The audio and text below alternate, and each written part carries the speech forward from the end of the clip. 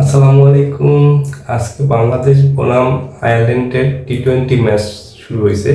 এটা সিলেটে। সেখানে আয়ারল্যান্ড কিন্তু 169 রান দিয়েছে। 169 রান দিয়ে বাংলাদেশ আয়ারল্যান্ড টসে জিতে ব্যাট করতে নামে 169 রান দেয় আয়ারল্যান্ড। 5 উইকেটে ওনারা 20 ওভার খেলে 5 উইকেটে 169 রান নেয়। এবং এই 169 রান নিতে গিয়ে আমাদের 7 উইকেট চলে গেছে। আমরা করছি 157 রান। আমরা ম্যাচটা উইন করতে পারিনি। 20 ওভার খেলছি, 157 রানে অল আউট হয়ে গেছে আমরা। মানে ওভার চলে গেছে, অল আউট হয়নি, 7 উইকেট গেছে। ওরা 5 উইকেটে করছে 69। তাহলে টি-20 কিন্তু আয়ারল্যান্ডের সাথে জিতাটা কঠিন হবে। তারপর আমাদের বাংলাদেশের নারীরা কিন্তু ওয়ানডে ম্যাচ দারুণ খেলছে। দারুণ খেলার কারণেই তাদেরকে কিন্তু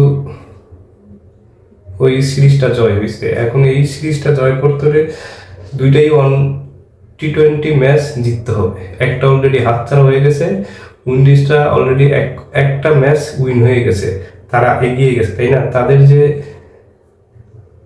আগানো আছে এটা আসলে বাংলাদেশের বুঝতে হবে যে বাংলাদেশ কিন্তু প্রথম দারুণ খেলছে, 50 রান করে বাংলাদেশের যে পরিমাণ রানের দিছে, এটা 169 রান টি-20-তে রান অনেক বেশি। কিন্তু যদি 150 বা 140 20-এর ভিতরে আটকানো যায়, 120 বলে 130 রান করে, তাহলে ম্যাচটা জিতা যেত। কিন্তু এটা আসলে রান বেশি, এই জন্য বাংলাদেশ জিততে পারে নাই।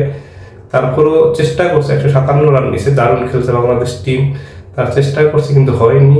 বোলিংটা একটু কম হয়ে গেছে। বোলিংটা আজকের যে বোলিংটা এটা খুবই দুঃখজনক হয়ে গেছে। বোলিংয়ে কেন ব্যাটসম্যান আউট করতে পারেনি। বলাররা যে পরিমাণ আশাবাদী ছিল ওয়ানডের মতো, সেই ম্যাচটা হয় নাই। এটা কিন্তু আবার সিলেটে খেলা হয়েছে। সিলেটে পাহাড়ি ওখানে তারা যেভাবে উদ্বোধন করছে ওই টি-20 সিরিজটার কাপ নিয়ে যেভাবে এত সুন্দরভাবে, কিন্তু সেইভাবে খেলাটা সেইভাবে হয়নি। আজকের ম্যাচটা চেষ্টা করে বাংলাদেশ ভালো খেলার চেষ্টা করছে, হয়নি। তাতে কোনো ইয়ে নেই যে একটা খেলা হারলো, একটা লেভেলে আছে বাংলাদেশ।